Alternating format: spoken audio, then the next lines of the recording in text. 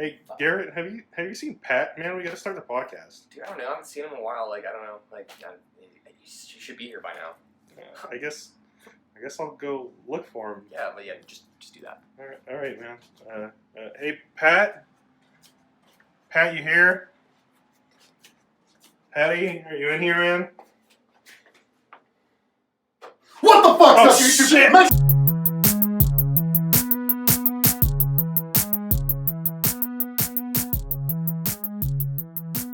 Hello, and welcome to another episode of A Pathetic Podcast. I'm Christian. I'm joined, as always, by the most beautiful, illustrious, bright human being on the face of the planet, Patrick. God, what the fuck's up, YouTube? Anyway, before we talk about anything else, I think that there's something that I want to just throw out there, and I don't care if I'm peeking the mic out. It's the fact that everybody listening to this, I'm leveraging all of my friends, whether they're metalcore friends, whether they're plant friends. I'm using this all for Twitter followers. So please follow at Scented Gladbag if you hear a goddamn else shit fucking thing that's said on here. And our guest here, unfollow him. Did you stop? Okay, so fucking and our guest here, sorry, another long shirt friend of ours is Garrett. He plays in a band called Lost in Separation, and he does follow me on Twitter and also appreciates at Scented Gladbag on Twitter. Can I just say something before we really get started? Please, yeah, please hit me. So I am a self-proclaimed, like, one of the funniest people on the face of the fucking planet. But what I will say is that I feel like I learned from this guy right here quite a bit. Did you hear that? I really wish you wouldn't encourage God, his so fucking shitty humor. I'm so glad that somebody else finally fucking said it, because as you heard, as another self-proclaimed, underappreciated, funniest guy on the planet, I taught this guy everything he fucking knows. What I'm gonna say is, like, I feel like I was, like, already pretty fucking funny, but then, like, just becoming friends with him, I was able to transcend into, like, the next, like, comedic nirvana. They ask you how you are, you just have to say that you're fine when you're not really fine, but you just can't get into it because they would never understand. I'm so glad every word that is being said is being... I hope you realize, you're here for one episode, you're just a guest. I'm going to have to deal with this shit for the rest of my life. So kind of like what Garrett said. That was really fucking funny what I just said. For anybody who might just have started watching us after the past couple episodes, any of our metalcore subreddit friends that have seen us have Andrew on here from I Am or Bob from Fit, and now we have Garrett from Lost in Separation, you'll see that a lot of this is just going to be plugging my Twitter. A lot of this is going to be things that I don't care that they're not funny to you. I don't care if they're not funny to these two. I'm going to say them. But that's basically our whole friendship, though. So honestly, it really is. Like, think about how... I'm just going to, again, toot another horn, if you don't mind. 9090 was a thing in 2014, was a legitimate thing. 13, 14, yeah. Went away. About a few months ago, said, I think I'll bring that back, no problem. It's never really gone, though. Never really gone, but it kind of went from, like, kids that we didn't know were yelling it at a show to, like, literally, like, us 10 on Twitter saying it to each other. And then for a second... You just want to get it all the way back up past that level. No, man. It's I want it to be, like, a vintage thing that comes back. I see. So let's bring it back. I have this, like, really funny story about 9090. I'm actually blocked on someone's Facebook because of 9090. Can I dox somebody? Can I talk shit about them a little bit? Man. Yes. Okay, cool. So there's this kid. I feel bad. I'm not gonna say his name, but I mean, you know who you are, because you are watching this for sure. Who the fuck you are? Yeah, he did unblock me and try to friend me back. I didn't accept it, but he posted and he was like, "Hey, anybody who thinks 9090 is funny doesn't have a sense of humor." And then so I agree with that. If you're watching this, I agree with you. No, so me and like everybody just fucking started commenting. Like Tristan was like, "Hey, kill yourself." God damn it! I'm so fucking upset that I did nobody fucking. Maybe this is when I was like offline for a while, because I legitimately would have been tagged in that 600 times. And what's so funny about the people that are like, "That's not fucking funny," are the ones that get the. It's funny because it's not funny. I know that you're sick of hearing it. No, it's funny. It's funny because it's funny, but if you don't find it funny, it's because you weren't like invited. Yeah, you're not a part of the group, so you don't get it. I think that there was some dude. He plays in, I think, some metal band. God, I wish I remembered his name because we talked about it, and I knew that it had truly come back whenever we had a guy. So I just you know how like on Twitter, if a bunch of your friends like something, it shows up even if you're not following the person. Right, yeah. I had something show up, and it was from this guy. And he's like, "All these bands at Killers are saying 90-90, and I just don't fucking get it." And I was like, "I don't even know you." Right. Oh, that was another Garrett, wasn't it? Shout out to him again. I think so. Maybe he shouts out other Garrett. I don't remember what band you played in or what your Twitter was, but maybe it was Garland or something. Yes. Probably Garrett Yes. Garland. Okay. Yeah. It was Garrett Garland. What band is he playing? Do you know? He's in Haul It Out. Yeah, that's right. Yes. Okay. Yeah. No. And there's a.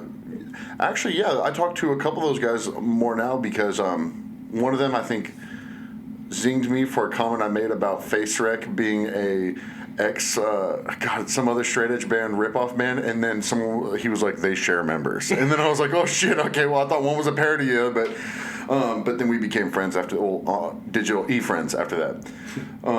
But yeah, so anyway, I guess to get into a little bit of how I know Garrett here. And I don't think y'all had ever met before. No, this is the first episode where we have a guest that I didn't know beforehand. So far, I'm having fun. So far, yeah. Well, what's funny is like I don't think I've actually seen you in person in fucking years. But yeah, it's been I mean, we've bullshitted around on like Twitter and Facebook for a long time. But like we're pals. We're e-pals and real life pals. Now you're officially friend of the show status for all like 14 people that watch us. Part of the 90-90 gang. Part of the 90-90 gang. There was 41 that watched. I saw Yo, really? like, 41? Dude, working my way the We're fuck doing up. it. We're doing So it. you just flip those numbers. You played in a few. I think what was Sudden Revive? Was that the first band you were playing in locally? No, you guys want to hear a funny story? Yes. So I was in this band. I'm gonna just fucking ruin everybody's life because nobody wants to talk about it except me. Like I love bringing it up. I love talking about like blunder years type of shit, man. Hell yeah. So my very first band ever was called Intakes with a bracket S at the end. The bracket was Nice. stolen from Woe Is Me. Nice. The song name was Stolen from Volumes. It was Tom,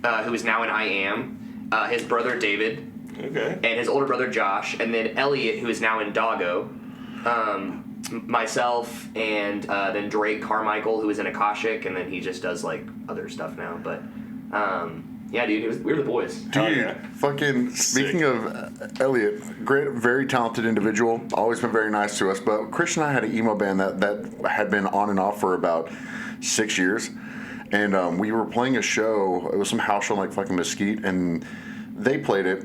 And so a bunch of the Doggo played it. So a bunch of the members, we started making friends with a lot of them because we were on a lot of mutual shows. And our bassist at the time, Juan, was relentlessly zinging that Elliot guy all the time because he bitched about a minimum bar tab or something. And he was like, never has been to a bar before. This is like fucking 2 or 3 years ago. So he just zinged him relentlessly. So it turned into our drummer and our bassist for no reason just singing the fuck out of Doggo all the time for no reason. I'd be like, dude, their music's not that bad. They're like fucking idiots. And I'm like, god damn, dude. Jesus fucking Christ. Well, then you played in a Sudden Revive, which you weren't even the vocalist for at first. You were like the bassist or something, weren't you? Correct. I remember this just because I was friends with Neil Simmons, so I was always just around him and stuff when y'all be playing shows. Yeah, Neil filled in for us once and then was like, nah. Hunter filled in for y'all one time at one of the So What or something. Hunter, yeah. also a funny person. Oh yeah. Dude, I talk about Hunter way too much in this podcast. I'm a huge fan of that individual. It's because whenever we were all hanging out and working together all the time, Hunter just absorbed all of your humor and became a mini you for a considerable amount of time. No, I don't want to discredit him like that. I think Hunter and I are very much on the same wavelength of bullshit. Yeah. So I think it I'll rephrase that. He latched on to all the stupid shit that you would say and then would just blow it up because he had... Oh, yeah. And then he taught it to a Sudden Revive. And Yeah. that's how we became friends. Dude, he ruined my speaking habits for 3 years. Everything he said was just confirmed or yikes or just anything. Dude, but him and Matt both ruined it. Him, Matt, and yeah. Tristan ruined it for a while because this was in the phase of y'all were recording, or Sudden Revive was recording with them. Bloodline was doing their first record. Dude, we'll get into some Foul Patel here in a second. And then, just everybody was always doing stuff with Matt, so there were things we still say stuff could be lit or something hey, do you want to do this on Thursday? Could be lit. Yeah, it could be. It might be lit. But It still has kind of destroyed my vernacular today. So, I mean, it's a culmination of all my friends just ruining the way I talk, and I wonder if I would have been like a solid professional, not sack of shit, had I never met any of you fucking assholes. But dude, I always feel like that because I'll go to like, I'll go to like a party or something, and it's at like a really fucking nice house, or like it's at like a venue of some type that's like, you would expect them to have like balls and shit there. And I'm like, why the fuck am I here? I do not fit this at all. dude, we went to. So do you know Eric Sigmund at all? No. He was the vocal. So a long time ago, he and I played like DIY tour in a band called Findings, and Eric was the vocals of that band. And this, for the record, this was in premium plural singular word band name era. So we could be Findings. Intakes. Yeah, exactly. Intakes. Brackets and shit. Bob was in a band called Harbors that I think one of the letters had brackets on it at some point. But Eric, he is having a baby, and he's very much like, he's the guy that has found that perfect line where he's still like cool dude and super professional. He's like, dude, he does it amazingly. And we went to his baby shower. And it was in this house that's the biggest goddamn house I've ever been in my life. Everybody in there is so nice, and also like their shoes are more than my whole net like worth. very, very dressed well, like look like they shop at fucking Burberry or some shit like that. Burberry. And so we were sitting there. It was me, him, just a couple of our just grimy friends, and Jimmy Green was there. And we're all just sitting there like, fuck, dude. Like, we're all just quietly joking with each other because we don't fucking belong here. And Jimmy writes a note.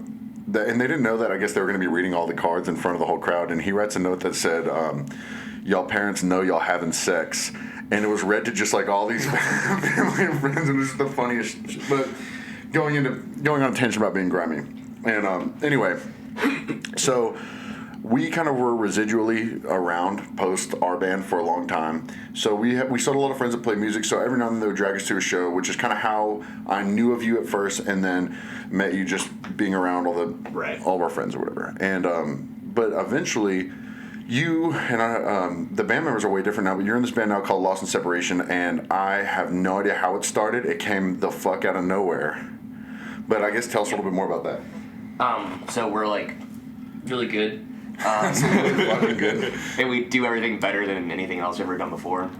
So yeah. I mean, I would not disagree with that. I've been bopping that record. The most recent full length. I've been bopping the shit out of that. The Sister Moon. Yeah. Thank you. Yeah. But yeah, we basically like, so Brandon Barber is a really good friend of mine. He's no longer in the band, but he reached out to me, and you said Bob was in a band called Harbors. I had no idea because I started a band called Harbors as well. And it like fizzled out really quickly. But at that time, Brandon and I were sending each other demos, and he was like the ultimate like balance between Punisher and friend. So it's like, I love the kid. So I feel like that's me to everybody. probably. Me too. But yeah, so he hit me with some demos, and then he was like, hey, it's not going to work out with our singer, like, why don't you try out? And so I tried out, and then we started Lost in Separation. But it was like, they were in a band called Telos at the time, Telos, however you want to say it. Oh, dude, I didn't realize that was him. Yeah, I remember that, yeah. And basically, I was like, well, you guys already have music out, and if we're going to rebrand and change the sound and make it more, like, accessible, we might as well just be a new band. So we just took a year to write an album, record some music videos and everything, and then we like just as soon as everything was ready, then we announced we were a band, hit the ground running, and that's kind of been how it's been since. What was that? That first single, Wasted Youth the first? I think Windburner was first. Windburner. It was Windburner. Yeah, because I remember I was literally like, I was driving, and I think Josh had posted about it because I didn't realize that you were in the band at that point because he's been in like 10,000 fucking bands. And I was literally driving at 316 Road to Six Flags. I don't remember why I remember this, but I've always heard my friends' band. I'm always like I said, Kombucha Girl, you hear me at first, you're like, oh, yeah, all right, it's good, whatever. And, yeah, you listen to your friends' music, and you go, huh? Then you go, no. then you go, ah!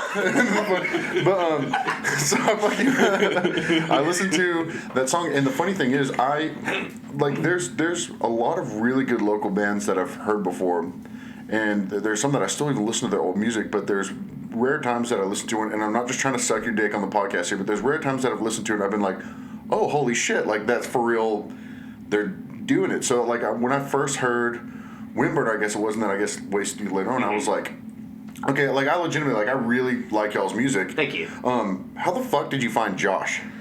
So, Andrew and Brandon found Josh like before I was ever even remotely in the picture. Like they were playing music together for probably a year or two before we even met, doing Telos, and I don't really know. Like Josh has been in so many different bands. He's been on so many different tours with all these like 2x4 Mouth of the South, like you guys. He used to fill in for us when we were between members. So I don't think it makes sense to go from like dun dun dun dun to like you know, like I don't know. I never really got it, but Josh loves like metalcore and progressive music and all that kind of stuff. So just kind of. Well, he's just such a solid drummer. I feel like he can just kind of play whatever. So goddamn good, and he's never stopped trying to get better. He's always everything he's ever put out.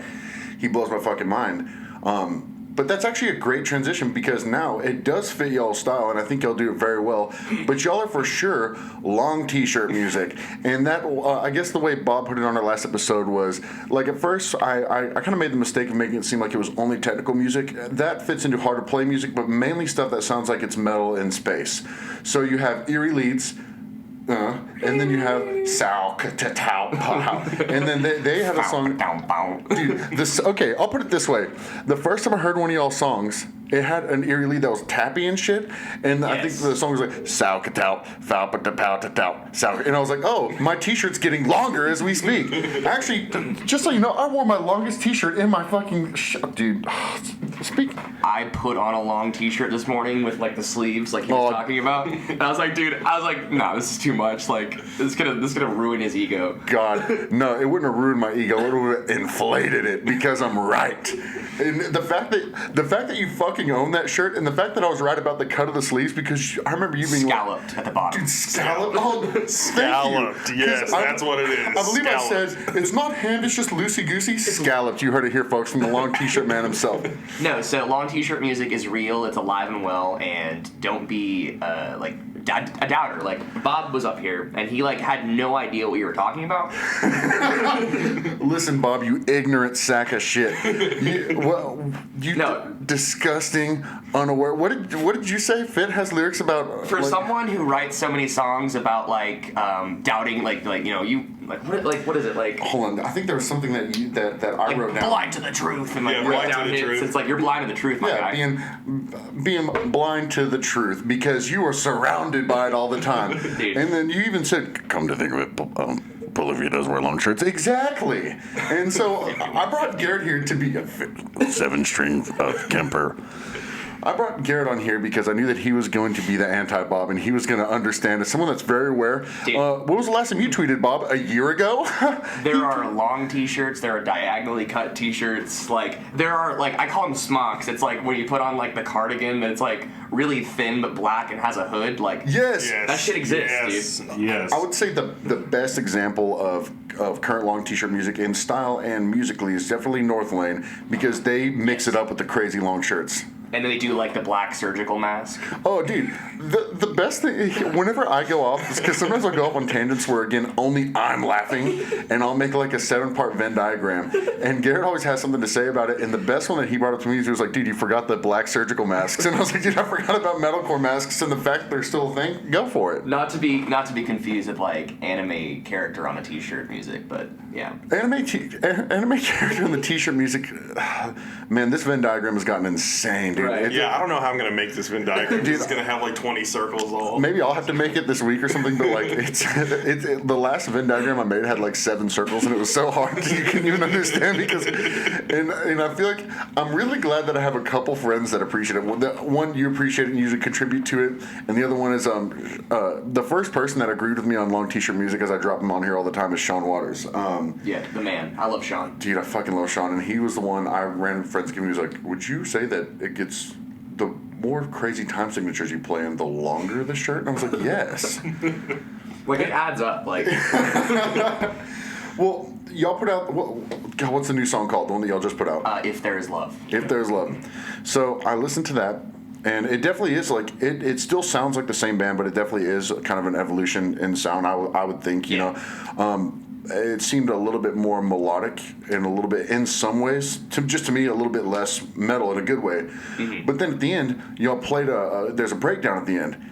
And two things about it. It's our only song with one breakdown. It's the only song with one breakdown, no other breakdowns, no other metal, any of the rest of the music. It's the only long T-shirt song on the new album. But, not true. I mean, yeah, that's not. Obviously, it's not. Yeah, I don't want to fuck up your hype here. But, there was two things I wanted to say. When I heard the breakdown at the end, my shirt got longer, and also, it's such a metalcore breakdowns have been around for so long that I would say that every fucking pattern has been used by now. Right. So I was listening to. Well, I've never met your guitar player, Andrew, but we talk on Twitter. Dude, yeah.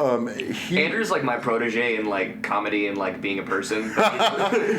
You raised him from a small child. Dude, he's like honestly, I'm not even trying to be fucking weird. He's our baby. Like honestly, not. But I wonder how he remembers that breakdown on stage, because it literally sounds like somebody just threw a bunch of rocks at a wall and just however it hit.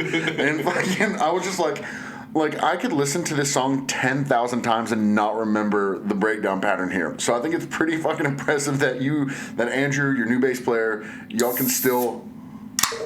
Sorry. Y'all can still remember fucking the crazy. Because when I came up, are we doing ASMR right now?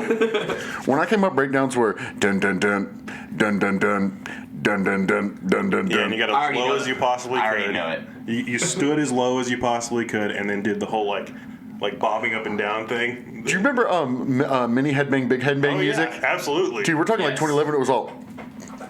I'm gonna throw my headphones off. I remember when Findings first started, we were doing the mini headbang, big headbang, and then we were all like, no, let's just be drunk assholes instead. And it worked out great. Yeah. I missed the. Well, this segues into another topic too, because there was a period of time where it was the back foot stomp. Do you guys remember the back foot stomp? Hold on. You're not talking about where you like walk backwards, right? No, it was like you would do the mini headbang, you would do the mini headbang, big headbang, and then you would pick up your back foot and stomp it down. Okay, so like, let me see if I can platform this here.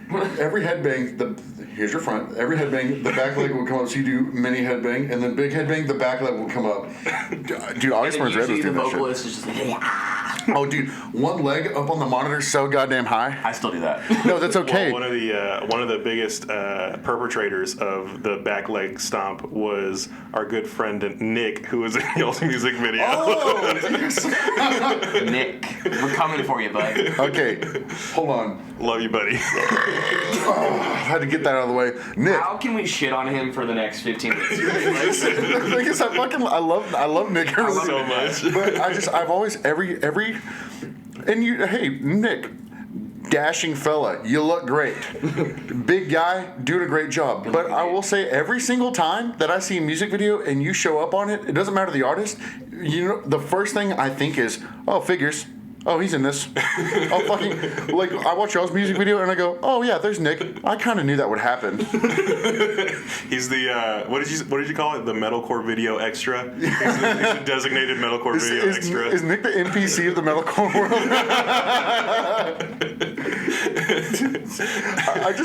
It's fucking funny because actually, he replaced you. Come to think about it. Yes, he did. He did replace me in a band. It might shock you seeing Christian's mustache aesthetic, but if you remember the In Vogue Records band Indirections, which was birthed out of a band here called Tuesday Aggression, and I think Big now fan. they're the 27. 27. Yeah. Playing a show tonight, actually. Yeah, he invited me to. I was like, but I literally have to go to Sulphur Springs after this, or else I was gonna go. But God, where was I fucking going with that? Goddamn. You were making fun of me for so being a band for 3 months. The guy who wears emo band T-shirts and has a fucking mustache. You were in Indirections for a while, and you were replaced by Nick, the music video guy. And I really think that they must have had a meeting where they were like, which one looks better in music videos? And they obviously picked Nick. Yeah, they were like, Christian wears basketball shorts way too often. He needs to do something else. I feel like Nick kind of has the Keanu Reeves syndrome where he doesn't age at all, because I've known him he literally has always looked 100% the same, and in the past 10 years I have aged bad, like I've melted, and he just still looks the same, just a little beefier. He's just a yoked boy. I used to love hanging out with him. Like I still hung, like when I left Indirections, I was still like good friends with them and hung out with them all the time. And I used to do this character with Nick all the time because like when you see Nick, he's like a stocky dude, but it's like almost all in his chest and arms. Like all of his bigness is like in his chest and arms. So I used to like come up to his arm, and I'd say that I was a drunk at a party, and I'd just be like, "Oh my God, Nick, look at your muscle." I thought you were gonna say mustache. I feel like I would feel so gross if someone came up to me and was like, "Oh my God, can I touch your mustache?" I'm pretty sure Nick felt uncomfortable when I asked to touch his muscles. We were at some show one time. I went with him to a show in Houston, and we were like chilling in the parking lot beforehand, and I literally did that to him for like an hour. He's probably like, just man, it's like I get the creepy bit, but just stop, dude. Like, let me live my fucking life. Speaking of making people uncomfortable, though, so we haven't like officially like said anything about what this song is. Like we haven't said there's an album or there's more songs or whatever. But somebody published an article, like some news source that like we don't know, published an article that was correct and said first song of 3 from Lost in Separation in like a 3-part series. So I guess I can say that now because someone else has published it, but we haven't actually announced that or whatever. But if you watch the video, which if you haven't, you're fucking up. But Nick is going to make people uncomfortable, and he's probably going to be canceled. So like that is true. Keep an eye out. He plays an interesting character to say. Thank God he doesn't have a Twitter anymore. Because can a character be canceled though? Because that's a music video Nick character. Well, is he going to get real life canceled because he's music video Nick the creepy guy, or? He's done a lot of he's beat people up in music videos. Yeah, the one. Which one was it where he's like tied to a chair or something like that? No, someone else is tied to a chair and he whips upon them. Yeah. And then I think he gets shot in a music video. Does he? No, this is funny. He got shot in a music video that was filmed at my apartment. I want. Okay, outside. My fault video. Outside of God, not Windwalker. What are they? Outside of Far From Earth, Windwalker, Indirections. He's been in the Mouth of South music video. He's been in y'all's music video. He's been in what's the one where he gets shot in? That's not Lightfall. Hunter Avant's band. They like. Oh, okay. They're all like. Okay. See, what band was he in? Because I know that name. So whenever Lane was also in Polyphia, Hunter was also in Polyphia at the same time. He was this guy that was singing. Oh yeah. Okay. Yeah. I remember that. Because for a while, what was Rain? Even Cameras Live, their singer played bass for Polyphia for like 2 seconds. Yeah. Because he was like a power musician too. Yeah, he's really good. God, I haven't talked to Rain in forever. Ryder filled in for Sun Revive once too. Really? Yeah. I haven't seen that guy in years. So they were around during the whole era, like, because I'm like, I feel like I'm old man now, but like you're dating yourself for I sure. really am dating myself, but like we all used to play shows. It would be like We the Fearless, Josh's old band, us, even Cameras Live played a lot of shows with us at different times. Mm-hmm. God, dude, that's. Yeah, I'm trying to remember like all the group of bands that would play together all the time. It would be Parables, Findings, Mouth of the South, 37, Indirections, and that was like every bill it fills that we played because we were booking the shows. Yeah. Times we were just like, yeah, just throw everybody on there. Yep. We had good times though. Wasn't the when we did that little run in January that one year, that was literally the lineup for that first show in Phil's, right? Yeah, I think that was literally the lineup for the show at Phil's, and then we had. Oh, do y'all remember a band called? Oh fuck! Oh god damn it! I can't believe. Oh my fucking shit! I can't believe I'm forgetting it right now because I'm only forgetting it. The one that the song where he's like, "I want to see you cry, bitch." Blah. Oh, Defiler. Defiler. Yeah. Eyebrow piercing chord. Oh, so you know Defiler. Okay, so Pat got into fucking Twitter beef with Defiler. Listen, I Twitter beef with Defiler, and he told me I was.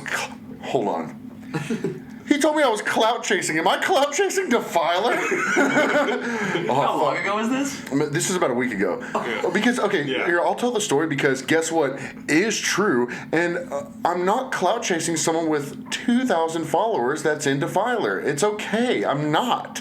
It's a story I told. Do they still play music? Yes, well, they're about to come back. Yeah. Okay. So, here, we used to hang out at, do you know Brendan King at all? Yes. Oh, so we used to hang out at his house all the time. Just literally, it would be like 10 of us just laying in a bed, just chilling.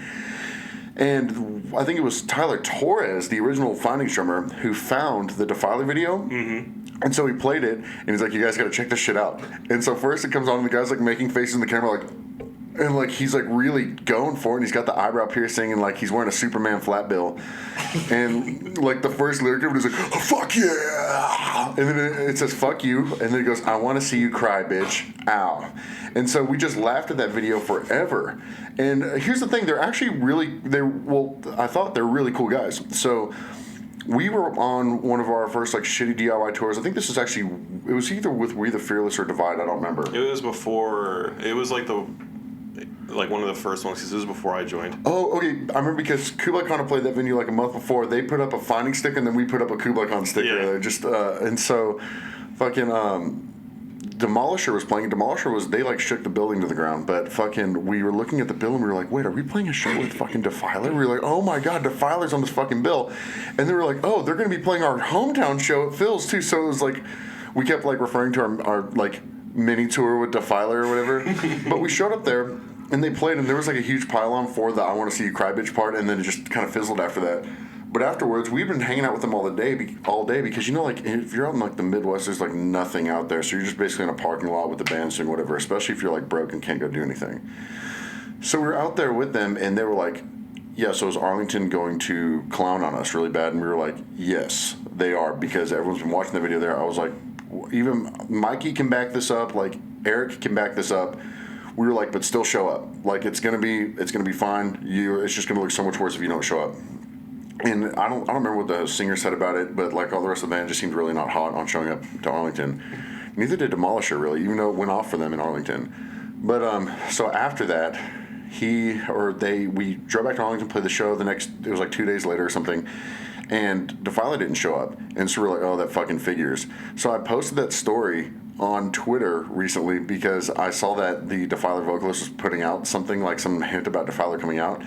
And he just lit me the fuck up about how it's wrong and how I'm clout chasing and all this other shit. And I was like, dude, I don't want Twitter beef with Defiler. He got incredibly angry at you. Dude, like, really, though? And, like, you saw my response. I was like, dude, if that's how it went, whatever. But I was just like... Damn. Well. Sorry, I went off on a... Dude.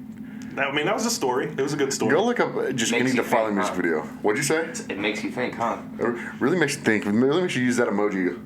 Wait, so since you're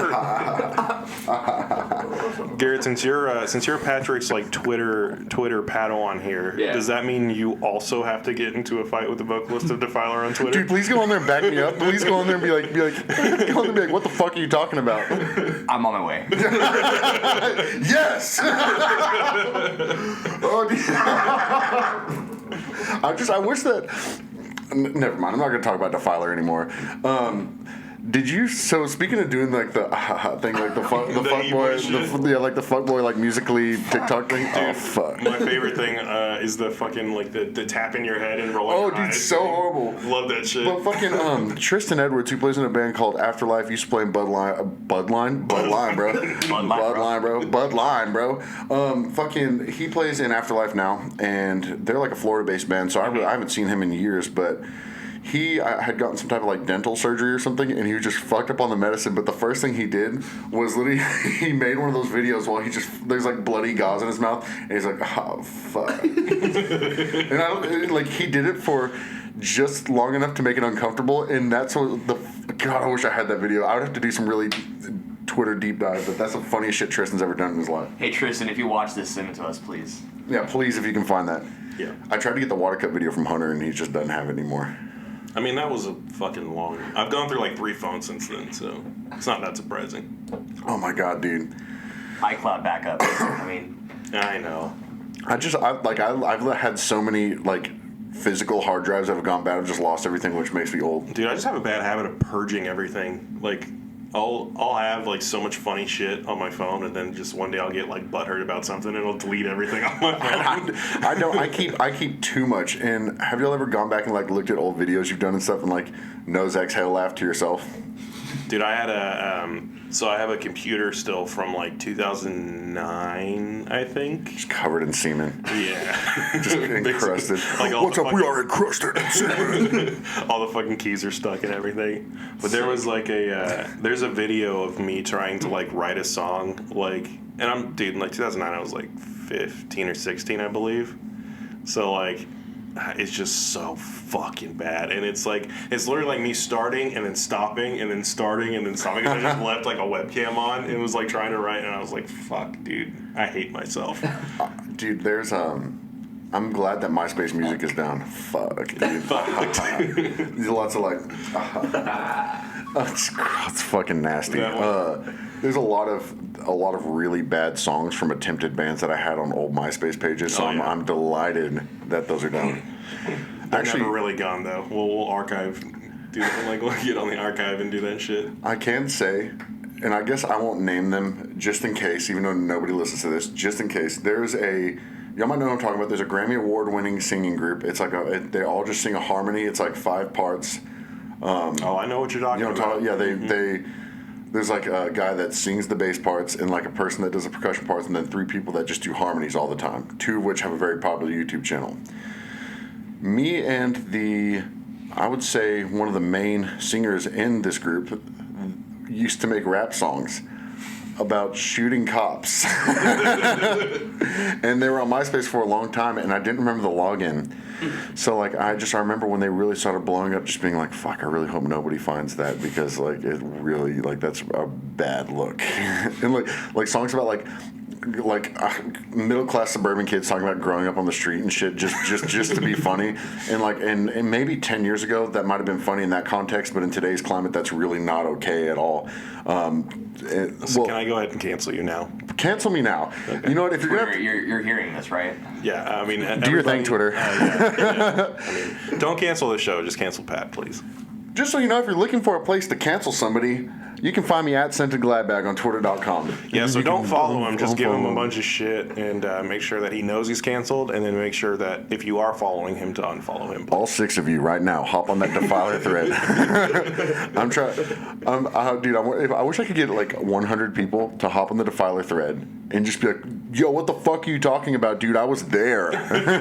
Look, I'm not even trying to be dramatic, but like, what if like Lost in Separation starts beef with Tyler, and like we hype up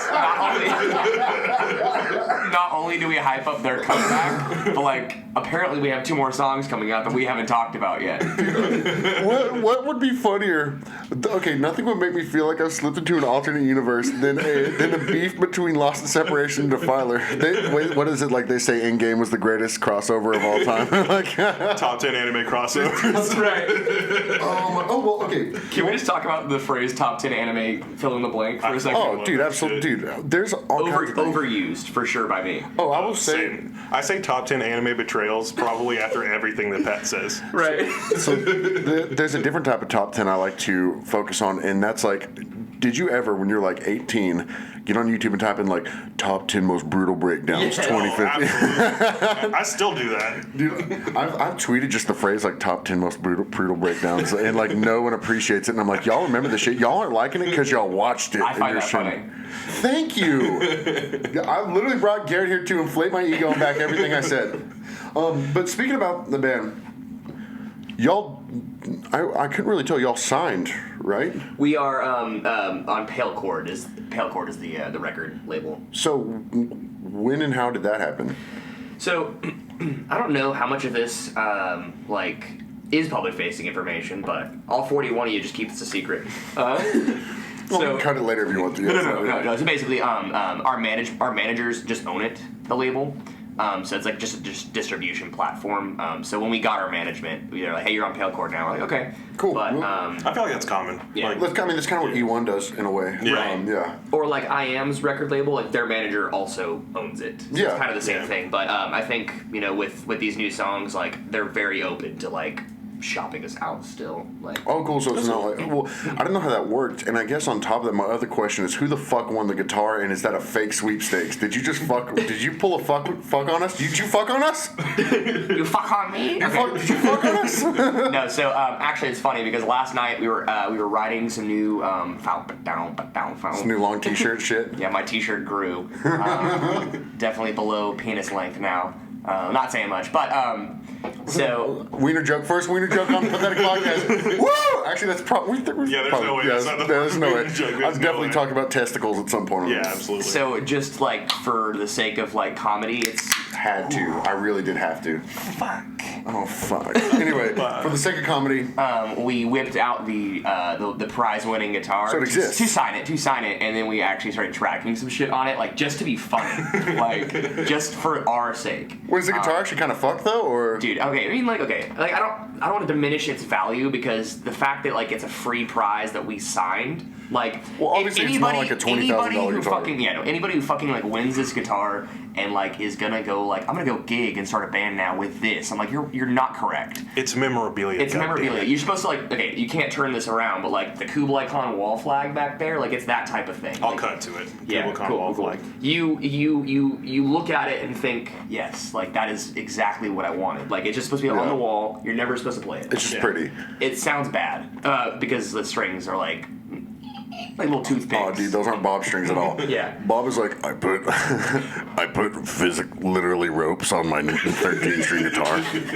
Okay, so Bob's voice for a second. Oh, okay. So you wanna talk said about something. Bob's Yeah, you voice? said something about Bob's voice, and I told him that we have a Robert's bit voice. that every single time someone talks about gear, it turns into us being a 7-string. Like that's not a fucking joke. I watched that. Now that's appropriated. One of my appropriated jokes. Like I'm gonna make that joke now. I wasn't there. Yeah, you have to now. But now I'm that going you've heard to. I like to say my jokes freeware.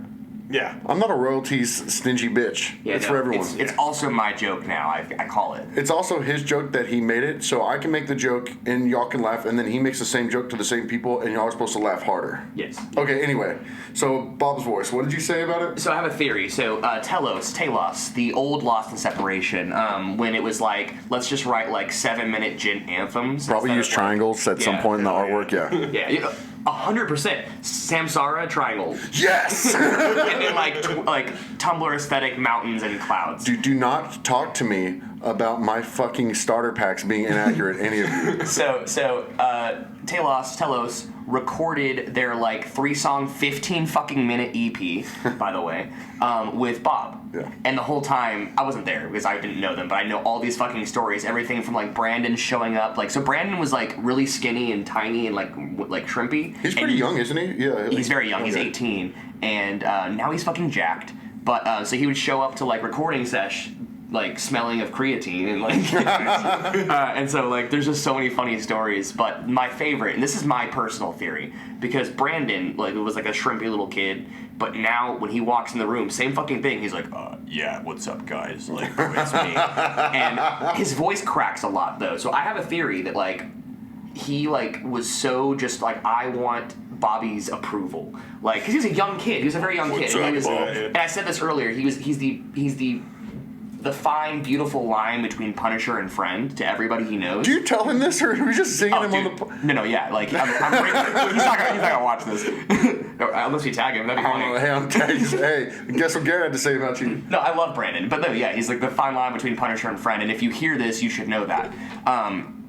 But I think that he actually started doing like vocal exercises to get his voice really, and his voice cracks a lot more than Bobby's. So I assume that he just started talking like this because he was hanging out with Bobby all the time, and now he just sounds like this. And his like, dude, like he used to like do backup vocals for the band. Now, like when he was in the band, but like. He couldn't anymore. Like, I think he permanently damaged his voice by talking super low. Like, He'd like stand in all the front of the time. mirror and be like, hi, hey. It's like the first day hanging out with Bob, second day hanging out with Bob. 3 weeks after hanging out with Really, Bob. just like he was in here and he would say something quietly and the fucking room would shake. And for the record, going back to Brandon, at the age of 18, I had zero talent. You're an insanely talented human being, so take that if you got zinged at all. Oh, but yeah, also, no, dude. fuck you, dude. I mean, you know, you're so quit the talented. band, so. Hey man, this is now the fuck you, Brandon. I can't do it, man. He's too good at guitar, and I'm bad at guitar. He's a really, really, really good dude. Also, I don't know him, so I can't sing him. I mean, I know you digitally, but Sweet boy. God, when Bob was here, I was literally like, dude, I literally your voice is so goddamn low is the first thing I said. And then by the end of that, I was like, everything you do is so fucking cute. You good-looking motherfucker. And handsome. Dude, I literally, I told Garrett about this earlier, but one time we were putting up drape hardware in the warehouse because, of course, you're the only person in the music scene that has not worked at Quest Drape, by the way. Oh, I have. Thank you for bringing that up. Don't let me forget that. Okay, we'll go. Dude, Yeah. don't. Yeah, Hey, I'm a dumbass. I will I'll forget. So remember it. I got it. if I hear something, forget it right away. Make sure to smash that motherfucking subscribe button and follow at Cindy Gladback on Twitter.com. Patrick broke the fucking podcast. Yo, listen. So here's what happened again. We were talking, and I guess at some point might have bumped the keyboard. So stop giving it to me, and and I guess it cut off. So we lost. I mean, there's video footage of it, but there's no audio of it. So is that actually going? Are we good right now? Yeah, we're good. Yeah, we're good. Okay. So After you fucked it up. So you know what? I'm just gonna basically. Before I fucked everything up, I was talking about the fact that I was telling Bob one time at Quest that everything he does is cute. And that's it. He's a good-looking man. Everything he does, cute as shit. But this is what happens when you talk about Bob when he's not here. He's just his perfect aura makes it so that you just can't. His jawline just like. I think maybe his shockwave of ignorance and not believing in long t-shirt music so blatantly when it was in front of his fucking eyeballs. Didn't you tour with Northlane? Anyway, we'll cut it off there because I don't want to talk about him anymore because the podcast will get fucked up. Yeah, the podcast rejects us for talking about Bob too much. So a couple quick notes. I guess I'm gonna fucking spark notes this shit real quick. It is. So every person that's ever been in a local band has pretty much worked at Quest Drape with all of us. The entire Warped Tour lineup of a couple years ago was about 1 degree of separation from Quest Drape, where we all worked. What did you say about your residual? Like so there was a music festival they were playing. Please describe that again. So yeah, tell the A Sudden Revive EP release show in 2015. I just decided to just obliterate the timeline with Quest Drape references, despite having not worked there. But despite probably not even knowing what the place looks like. No, I don't even fucking know. But I just know all my fucking friends work there, and they've been obliterating my sense of humor for months now. So I went everything from I would just be I would start off the post, be hey guys, I've been down on my luck lately. If anybody could help me get a job at Quest Drape, A Sudden Revive is putting out an EP, so I need a job here specifically. And then made a fake flyer. It was the Quest Drape semi-annual luncheon event, and it was all the bands that were playing the show. To be fair, most shows anything that happened at Tomcats around that time was basically. A Quest ice cream social, but instead of ice cream, it was Budweiser. Shouts out Braden. And but that led me into talking about Or a luncheon. Or it's a luncheon. Yeah, a social, a luncheon, a company picnic. It was really a company picnic with booze. And I've said before that when you sign up to work at Quest, you know you're going to have fun, but you know you're going to be underpaid to work around a bunch of smoking alcoholics all day. Yeah. But at least you're going to be with your friends. And then I talked about how there was that tour that Kublai Khan and Fit for a King played on. Again, spark noting this. Right, we had a really fun conversation. Yeah, we had. It was a good 15 minutes of funny. It's all fucked solid now. Conversation. I'm just trying to toss it down the drain as quick as I can. And there was a show. Oh God, the Farmer John thing wasn't even on. God damn. Okay, so. There was a show that basically Amir was on, and the Acacia Strain had a tour together with Fit, Quest Drape, and Kublai Khan, Quest Drape. So all the people working at Quest... Drapists. The Drapists. Ugh. That's do your thing, Twitter. So we all showed up in our Quest shirts. We convinced Matt to actually play the show in a Quest shirt, and so there were these professional photos taken of the show, and Matt, the vocalist Kublai Khan, was wearing his Quest shirt. And so I showed the pictures to the CEO's cousin later, and he is don't let the accent fool you. He's actually a farmer. For real. He taught me the difference between Johnson hay and some other type of hay. Yep. And it was thrilling. Are we still recording? Just making sure. Fuck. Yeah. Yes, we are. And so he was like, I showed him, he's like, man, we can't be doing that. What kind of music are they playing? So, where did we go after that? There was a we talked about. I said that as a former manager of Quest, that you are a member of the extended Quest family. I literally wish we had a Quest drape shirt here to give you right now. To be I like, might. I'm not kidding. I might We're gonna have a have Quest to shirt. at some point stop this. Let's look for one. Let's put it on there. If I have a Quest shirt, I will give it to you. hold on. Where are we gonna do this after? really or we do wish this right I now? worked there just for like the sake of friendship only, God, dude. not money.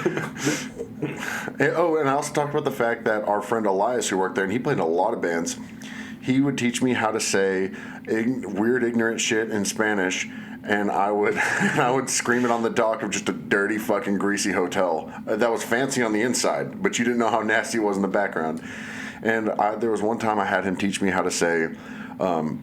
Brother Buckets. Oh no, it was Cousin Buckets. Cousin Buckets. I'm listening to the music of Los Lonely Boys, and I believe that was Primo Cubetes, escuchando la música de Los Lonely Boys, and that shit is still fucking funny. Yeah, if we find a Quest shirt here and we give it to Garrett, it'll be in the thumbnail, so it'll be a callback.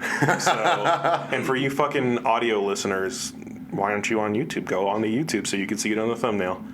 And then we talked about how, like, we've all been in that point in our lives where, like, everything just fucking sucks, but, like, you're just still gonna have a good time. Yeah, literally. Yeah. Oh, okay, because, again, spark notes, but I'm still going to talk about the whole thing. We already did, but... Yeah, we did. We're doing it again. We're doing it again, but Garrett was talking about how, like, I was talking about how, like, Tristan, whenever he was fucked up after, like, a dental surgery or something, still did from Afterlife, the basis in Afterlife, he, like, the first thing he did was make a video on Twitter where he's doing, like, oh, fuck. Like... what's popping? And so that fucking led to us talking about how we all lived in a house together, broke his shit, and you would hear us because the AC didn't work. It was So to paint the picture, it was a 3-bedroom house. It was like your standard 3-bedroom house. You know, it's like one hallway. It's like a living kitchen, room. hallway, 3 bedrooms. Yeah, one hallway with 3 bedrooms, and our AC didn't work, so we'd all leave the doors open all the time. We'd have like window units, and we'd just leave the doors open. So we'd all be in our bed. We'd all be in our separate bedrooms with the doors open, going, "Oh, fuck!" But it would start as a call and response because one of us would be like on our like 7th office binge or something, and you would hear somebody do it in the distance, and then it would be a response in another bedroom, and there would be 20 minutes like, ah, like it would get more. They would get more exasperated, like, like fuck.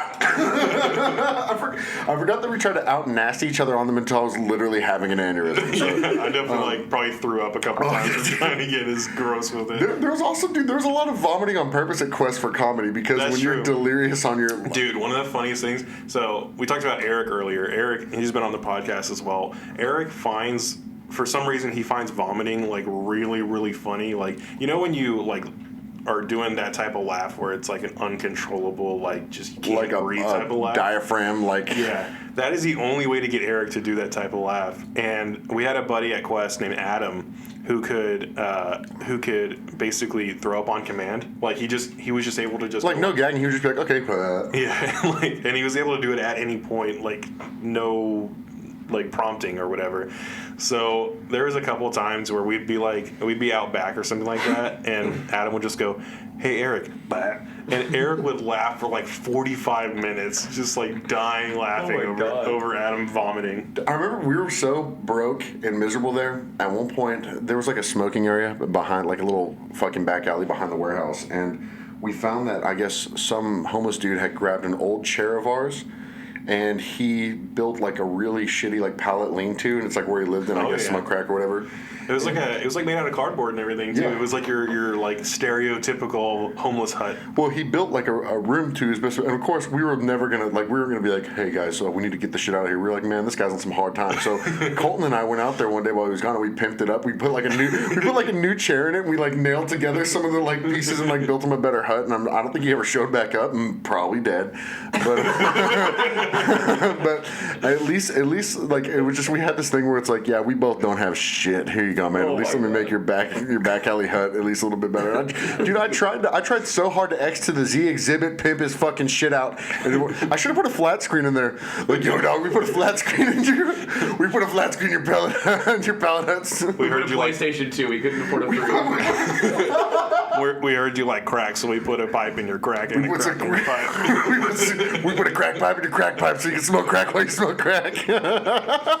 I'm sorry I said that. Twitter, do your thing to me at Santa Gladbag. Yeah, cancel the fuck out of that, please. Oh, I'm glad that story surfaced. But okay, was there anything quest besides okay, we talked about how like the best times of my life, although like you're working towards being in a band, that makes it and everything, the best times of our life were being in a broke band in the middle of nowhere, like in a suburban with the door duct tape shut in fucking New Jersey, being like we're fucked if we pop a tire or something. And you were talking about how now you're actually working hard to get to that place. But what Correct. I said is like those are the best times of my life. I actually really I look back on those more fondly than any vacation or really anything. Yeah, no, I genuinely cannot wait to be like miserably hungry and poor and cold and like with my fucking boys, dude. Dude, here's the thing. Holiday pie. Holiday pie. All right, so man, if you don't Holiday have pie. much, usually if you go to a podunk fucking country town, which that's most of the country came to find out from touring, it's not all like Arlington. They have every country town usually has a shitty McDonald's, not like a nice like McDonald's gas station, not like a fucking amazing one, like a fucked up one. Yeah. And they usually have these things called holiday pies for like 50 cents, and we talked about them, which is like a fried apple pie, but instead of apple filling, it's like some fucked up like almost icing and sprinkles. Yeah. So you can get by on some holiday pies. You're not gonna shit for a week, but Or you're gonna overly shit for a week. Dude, Josh, like our band Josh, like from touring with all of these guys like back in the day, like all the tour hacks, like anything you could possibly Yeah. think of, Oh, yeah. Josh fucking knows. It's everything from like we pull up to like Anytime Fitness at 2 a.m. when no one's there. We all just collectively shower, not together. why did we never fucking think of that? What the Dude, fuck? he pays $5 a month. He gets us all in, and we shower every fucking night on tour. Fucking intelligent, because we would sometimes, we did baby wipes instead. The tour shower was shower, just, dude. we had hella baby wipes. I'm probably cleaner on tour than like not on tour. Dude, we would be fucking rank after a while, and there would be times where, dude, we'd be at a fucking Denny's in the middle of the night, and Eric would just be like, go up to some strangers and be like, can we sleep at your house and shower at your house tonight? And it worked a lot. It worked more than you would think it would. There were some sketchy nights spent, but dude, Eric didn't give a fuck. Sometimes he'd be like, at a show, he'd be like, hey, can you give us some money? And I'd be like, dude, what the fuck? We were like 19, though, so it's not like, it wasn't like Yeah, me it's being like- 27 to be like, hey, can I have $1? But, Hey, little kid, can I have oh, fuck. But top 10 anime betrayals. I mean, it was fun. It was fucking crazy, and it would be so much better if I had put myself like into a place where we tried to market something like y'all have ahead of time, so that it wouldn't be like we had no business. We had no fucking business being out there. Well, you have no business being pretty much anywhere except for like a dive bar. I don't know how, and I probably sounds like I exaggerate this, but we were probably the most intolerable group of people because we didn't give a fuck, and we were just drunk and like. We wanted to be Every Time I Die so bad, like old Every Time I Die, back when like the Shit Happens DVD came out. Yeah. Anyway, there was a conversation too. Since you are still, it's your whole job, your whole life right now is not just the band. You are also working. Yes. He works IT for a fruit company where he deals with a lot of things like phones and computers and tablets and things. And you said that there's a lot of nasty things that you find. Yeah, so like just absolutely like physically the most like filthy shit you could possibly think of I have to deal with on a semi-daily basis. Semen like, encrusted semen tablets. encrusted like MacBooks from 2009 to like literally like He's pointing at me because Yeah. I come on my MacBook a lot. yeah. He's always, literally, you're always coming on your MacBook. Hey, dude, I can't come to the door right now. I'm coming on my MacBook. Or like you're like at the beach, like in Belize, like just came on my MacBook. Yo, the new influencer thing, you heard it here first, folks. 2020, the new influencer thing is coming on your MacBook. Hashtag came on my MacBook. So if you want to follow, I would say I'm a bit of an influencer at this point. Yeah, there you go. If you want to follow at Send a Gladbag on Twitter.com, you're going to see a lot of coming on MacBooks because that's what we do now. Are you gonna make that? You're gonna make that like a. It's gonna be up on trending because Edson and Gladbag is hashtagging coming on my MacBook. I mean, I do have 217 followers, so I mean, let's fuck around and see what happens. In addition to starting beef with Defiler, Lost and Separation is also going to start like getting our fans to like start tweeting. Come on, MacBooks. Come on, MacBook. Hashtag come on my MacBook. Yeah. I like that. That's a good trend to start.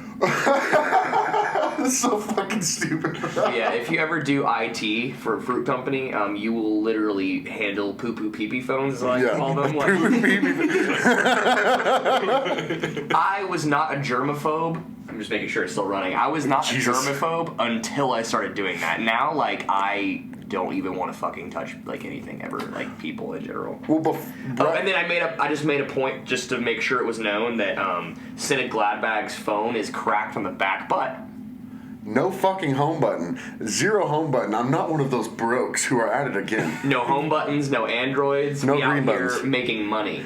We don't have green bubbles. And if you have a green bubble, you're just as ignorant as Bobby Ling, who doesn't believe in long t-shirts and space metal.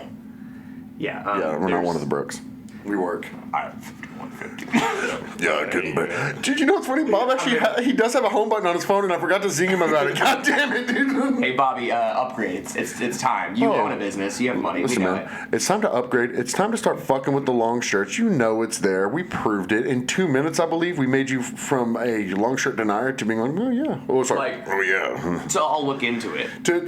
I will say it was left a little bit more on to I'll look into it, but he did say, Can we get like a highlight reel towards the end of this of like top 10 anime t-shirt lengths, like just like bands? Oh yeah, I'll scroll through and just throw them up anime tees. because I think number one it'll get you guys more viewers. Number two, we expand our audience by explicitly talking about anime t-shirts. So, but like I'm talking like Northlane with the masks. Like, have you heard that band Alpha Wolf? From yeah. Australia? Oh, dude. Oh my, dude. It's Alpha Wolf is surgical mask. so surgical mouth music. Anime Oh, God. script. I think that was really offensive. Like I think it's kanji. just Japanese. I just Anime scripts. Oh wait, it has a name. Twitter, do you think? Twitter, do your thing. Oh fucking okay, dude. Alpha Wolf. Which I like some of their music, I really do. Fucking But sick band. I realized that they're new sworn in because they had one before their current or their last vocalist got canceled. They had a song where he's like, I cut my wrists with the note that you left me, and I was like, so this is sworn in again. But like honestly, like better. What's it? Better is sworn in. Oh, no, for sure. Yeah, absolutely. That's top 10 Start name anime was pretty betrayals sick right though. there. Yeah. But we're talking about okay, hold on. We have never really dove into anime t-shirt music, and here's the thing. It kind of has been a weird crossover because in Get the those early diagrams ready, boys. get those The Venn diagrams ready, bitch. are getting prepared. That's what we're gonna have to change our Twitter like cover picture to the Venn diagram. Y'all know the saying, right?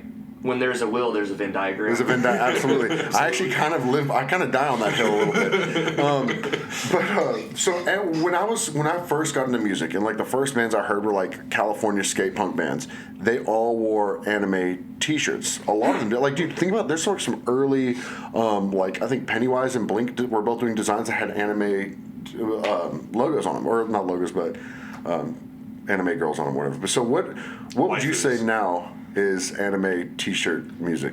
So I would I think it's that whole like that genre of like DIY Killers Tacos bands. Like Oh, great! Yeah, okay. like Ballista, like I was shouts looking about out. to say Ballista. I love that band, by the way. But the DIY Killers Tacos genre is a great way to put it. It's like here's my anime T-shirt cropped. Oh yeah, fish certainly. heads.